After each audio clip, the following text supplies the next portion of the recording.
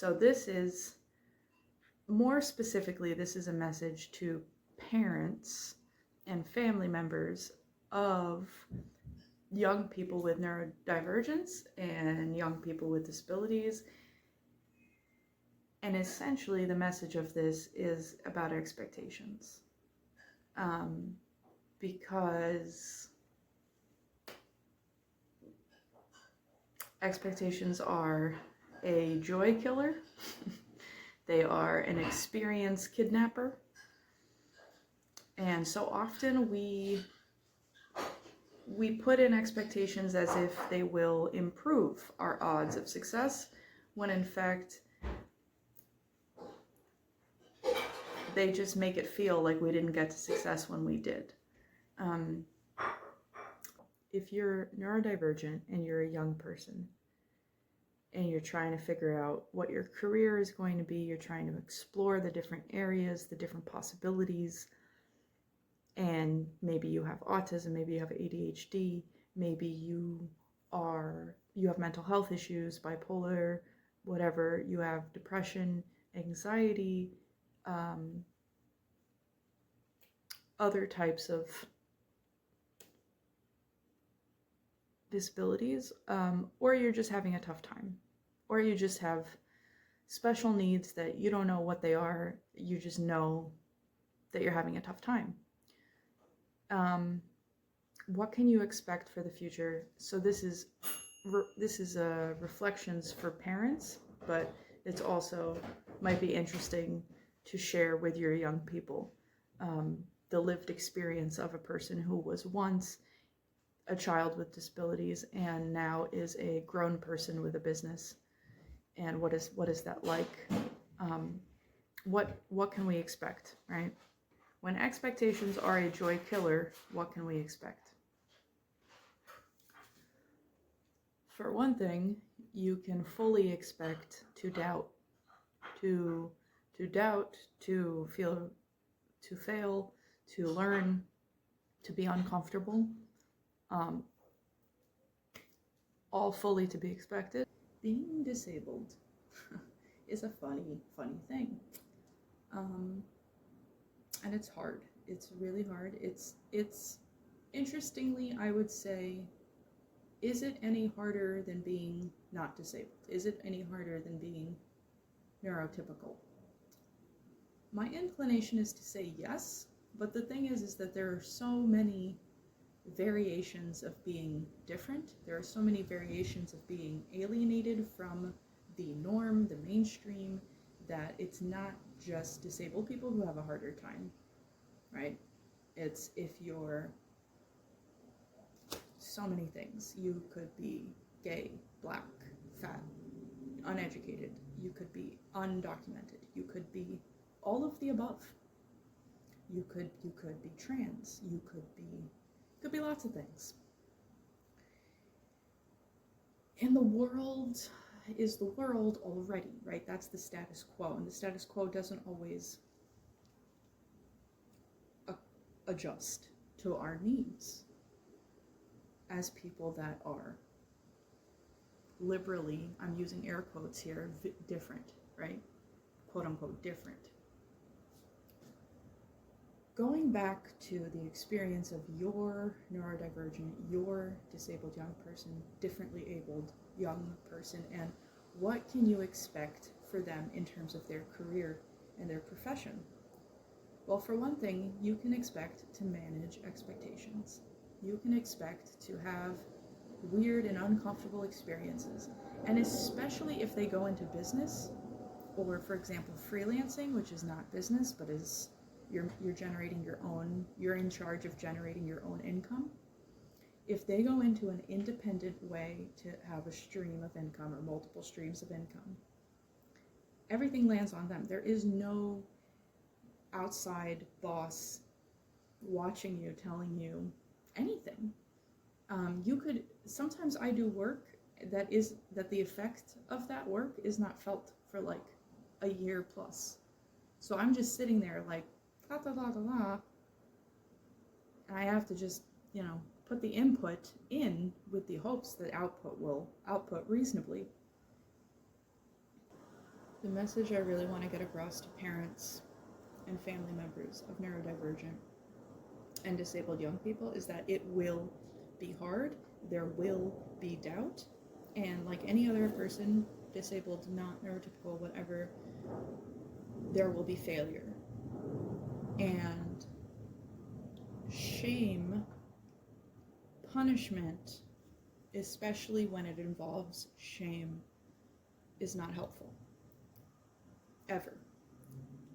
Whereas accountability, this word is really important.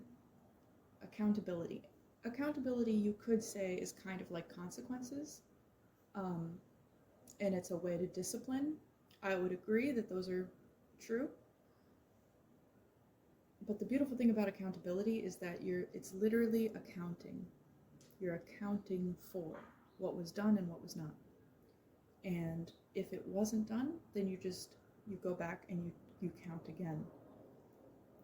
You get it done, or you reflect on why it wasn't done.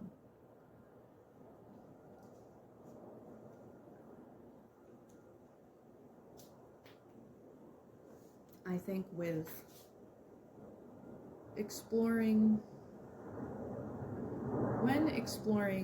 the potential careers and opportunities, keeping in mind that it will be a journey that kind of never ends can be really useful.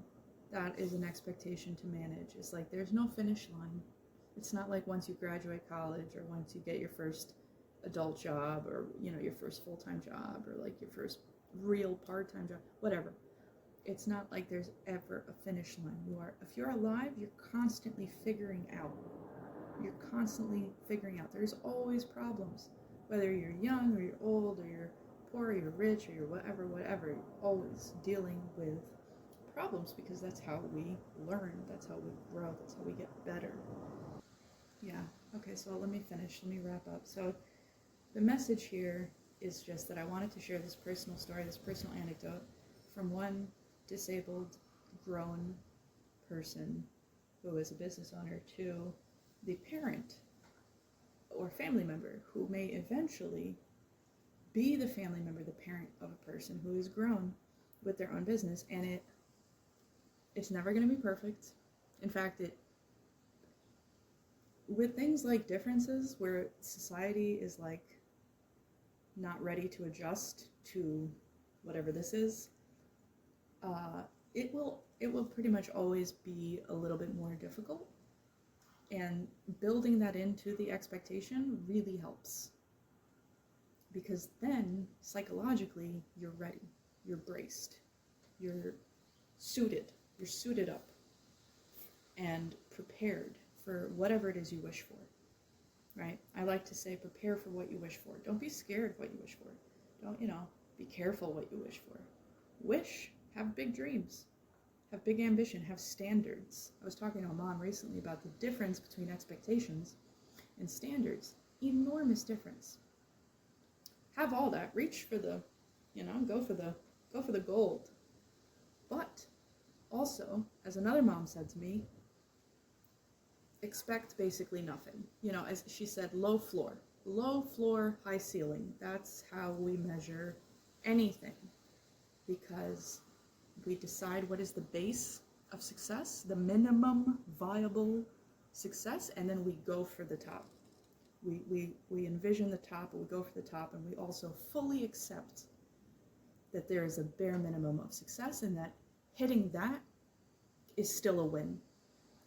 Because the more wins you get, the more confident you are, the more powerful you are, the more empowered you are, depending on who you are. Maybe you like to learn. So, if you're wondering, what is my kid gonna do? Let them explore what they like. Congratulate them, celebrate with them, honor, question, be curious about whatever it is that they like, whatever it is that they're good at. Even, this is key, whatever it is. Because it's not up to you to decide, oh, magic cards?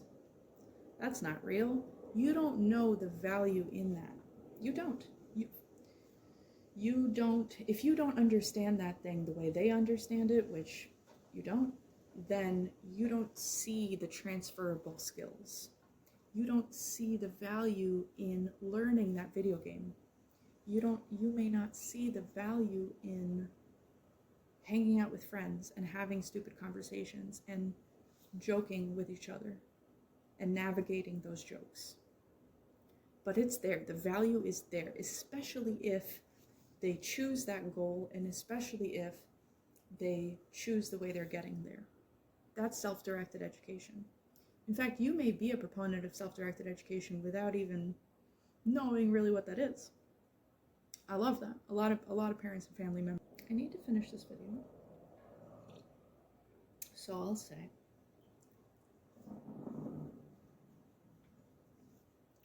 trust in your child's strengths, trust in your child's interests, and follow that. Follow them. They will show you what they're into. Follow that. And so when they're going for their career, when they're going for their new jobs and professions, and they're exploring, manage expectations and follow their version of the truth. Work around that as best as you can. Again, going back to manage expectations. It will be hard, it will be uncomfortable, and that's okay. That's life.